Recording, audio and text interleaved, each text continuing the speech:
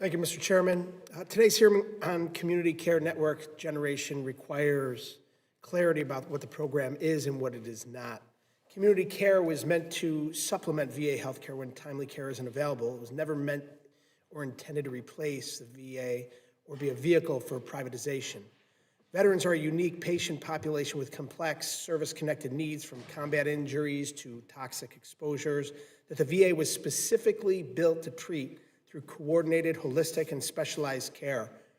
Shifting more care into fragmented private system risks quality, continuity, and outcomes. This model is also unworkable.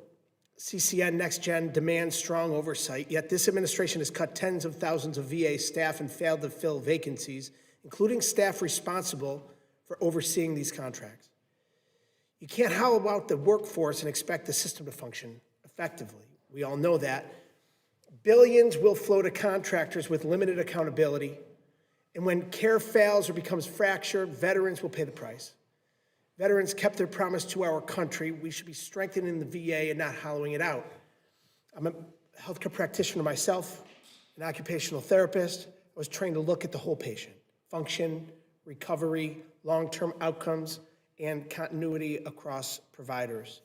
The CCN Next Gen RFP provides extensive detail on contract structure and payment, but very little on requirements for clinical quality, continuity of care, or experience treating high-risk veterans.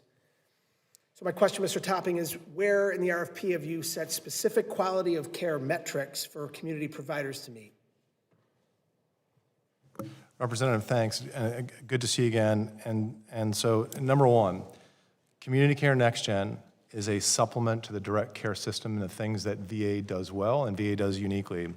And again, this is a $1 trillion over 10 program, but our direct care is $2 trillion over 10. This is 1/3, that's 2/3. We are investing in those. We're opening new facilities. We've invested $800 million last year alone. We are investing in our direct care capabilities. And so for veterans who either need to go to VA for direct care because it's a unique capability that VA has, or who choose to go, that they have that ability and they have that choice. We are investing in that. And secondly, how quality will be measured. Again, we are using standard industry metrics for this. These are not unique to VA. These are not unique to providers. We're focusing on HEDIS. We're focusing on the types of scores and measures that make a difference that we know providers are used to working to and measure. We are going to use that as we then determine who and how and under these contracts, whether we are meeting the requirements that we're setting out for them. So that is contemplated and included in this program. So I understand the goal. And the goal should be the golden standard of care, the top quality care for our veterans. I believe we all should aspire to hit that goal. But if the quality care standards are not put into the contracts, they're not clearly defined, isn't it fair to say that the quality and the continuity of care aren't being prioritized in the contract? Representative, they will be included in the contract, and we have identified what our mandatory quality requirements are and what our scores are. There are mandatory and optional, but we have already identified those, and those will be in the contract, and they will be required.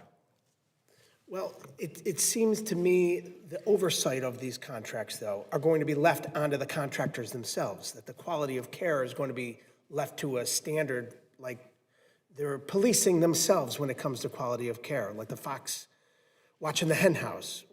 How do we assure our veterans and this committee and Congress and the people that veterans are going to be provided that golden standard of care if we don't provide for the proper oversight of those contracts? Representative, we will manage our vendors. We are accountable to our veterans for the care they receive. We are accountable to you as Congress.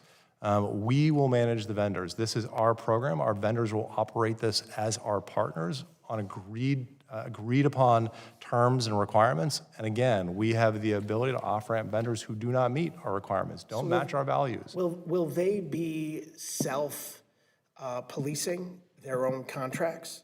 No. For quality of care, there will be oversight. Yes, sir. And how is that oversight provided in the contract? How is that outlined? We will manage that. So the requirements will be in the contract. We will manage that through our program office. And again, the IDIQ gives us the ability to off-ramp vendors who do not meet those requirements. Those will be required. We will manage that, and we will be accountable for their performance. Well, just short on time here, Mr. Chairman, I will yield back. Thank you.